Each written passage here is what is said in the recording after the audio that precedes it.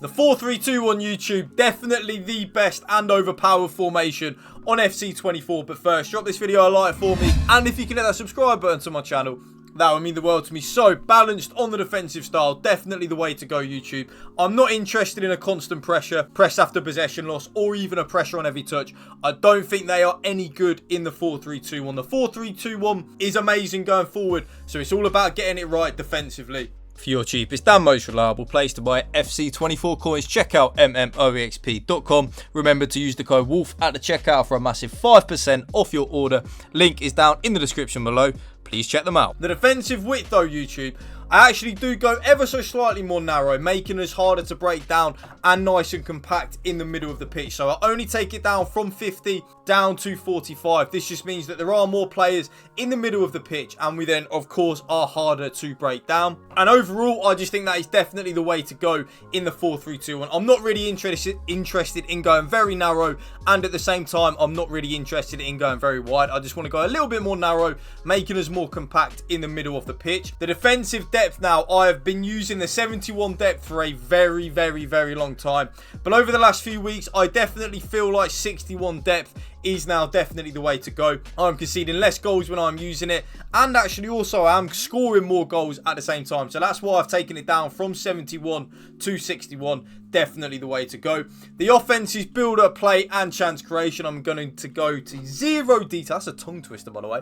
I'm going into zero detail on that. Balanced and direct passing. One thing I will say, though, long ball is definitely good and a viable option 100%. By the way, I look so pale today. What the hell? I need to go on holiday. But yeah, long ball and direct passing 100% is good. Fast build up as well. If you are someone that is struggling to create opportunities and score goals, definitely give the fast build up and direct passing a go, but be warned, your players will run away from you. So if that is something that you're not interested in, don't use that. But balance of direct passing for me, of course. The offensive width though, a little bit boring. I actually just leave it on 50. I know it's quite kind of boring at the same time, I get it, but 50 width is really, really, really good on the offensive width. I really like where my left centre forward and my right centre forward are anyway. I like where my three midfielders are when we're kind of like in that line.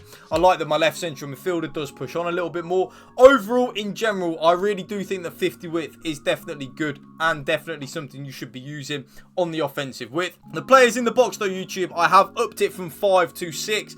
I normally play on 7, but I've noticed I am conceding a lot more goals at the minute. So I've kind of toned down my offense ever so slightly. So that's why I've gone from now 7 to 6. We still have more players in the box, of course, with the 6, but not overall, not a complete YOLO set either. So we are going to score more goals, but I am conceding less goals when I'm using it as well. The corners and free kicks, I always lower it down, YouTube, from 3 and 3 to 2 and 2, just to stop us getting counter-attacked on from our own corners and our own free kicks, really. So, custom tactics done. Let's get into the player instructions. Now, my player instructions in the 4-3-2 one haven't really changed, YouTube, all that much ever, really, since I've been using the 4-3-2 one. I really like the set of player instructions that I've used pretty much since day dot in the 4-3-2 one. So my striker is only on 2 player instructions, and that is stay central and getting behind. To break it down for you, I want my striker to stay in them central areas of the pitch, and I also want my striker to make penetrating runs in behind. It is pretty easy and self-explanatory when you break it down like that.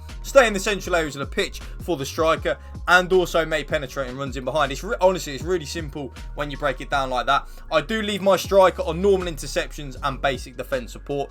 I don't touch that. The right centre forward is on exactly the same as my striker, because you will know in the 4-3-2 one, my right centre forward is kind of like another striker in this formation. So stay central, getting behind, normal interceptions, and basic defence support. And that is for the exact same reasons as my striker, YouTube. I want my striker and my right centre forward to stay in them central areas of the pitch, and also make penetrating runs in behind, because even if we then don't play the ball to the striker and the right centre forward as they're making them penetrating runs in behind, it does mean our opponent has to think about tracking the runs, and if they are tracking the runs, it then will leave more space for our midfielders to operate in. The left centre forward, This is probably the most important player really in the 4-3-2-1.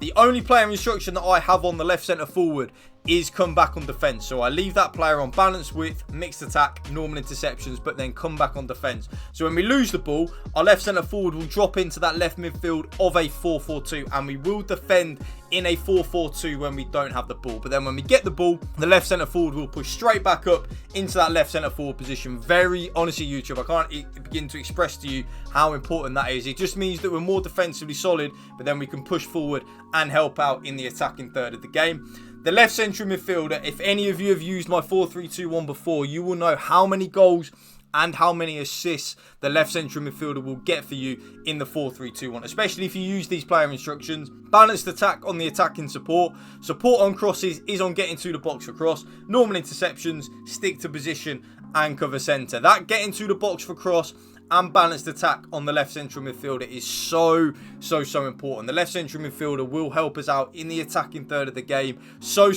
much, and will get so many goals and so many assists for us. Believe you me, it works. My left central midfielder always ends up in the weekend league at least probably with like 15 to 20 goals and assists in the whole weekend league, because my left central midfielder helps out so much in the attacking third of the game. The middle central midfielder though won't get many goals or assists for you, so this player does need to be a traditional CDM, traditional number 6, like my Red Rodri that I'm using, you know, in real life, a Rodri, Boubacar Kamara, kind of like a Declan Rice, but Declan Rice is kind of better going forward in real life. But them type of players are the type of players you want to be using in that middle central midfielder. So that is stay back while attacking and cover centre. The middle central midfielder's job is literally just to win the ball back and then give it to the better players. Very simple when you break it down like that.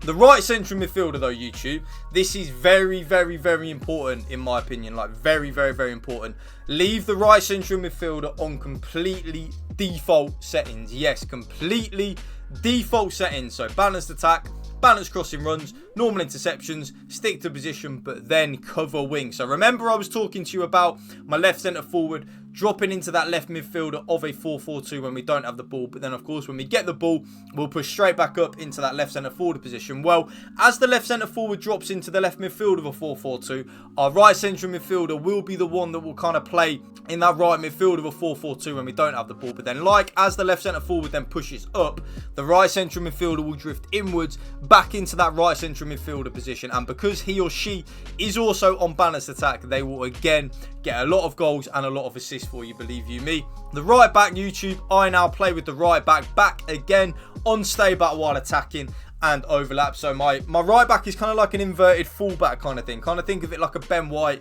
but not on the overlap. So Ben White kind of playing as like that third centre-back for Arsenal. That's the type of player, or like an Ezri Konsa for Villa, like the team I support when he plays right back. He's not interested in going forward, but if he does, he will make the overlapping run on the right-hand side. Both centre-backs, YouTube, stay back while attacking, normal interceptions, and stick to positions on both of the centre-backs completely default. And then very importantly, I don't even know if that's a word, very importantly, but very important, last but not least, the left-back join the attack and overlap. So the left back will be the one providing us the width on the left hand side, bombing on down that left hand side. So you will notice that your left back will get a lot of assists for you, believe you me. And then last but not least, my goalkeeper comes for crosses and sweeper keeper. And that right there, YouTube, is my brand new updated 4-3-2-1 custom tactics for you to use during the Bundesliga team of the season. If you did enjoy this video, you know what to do.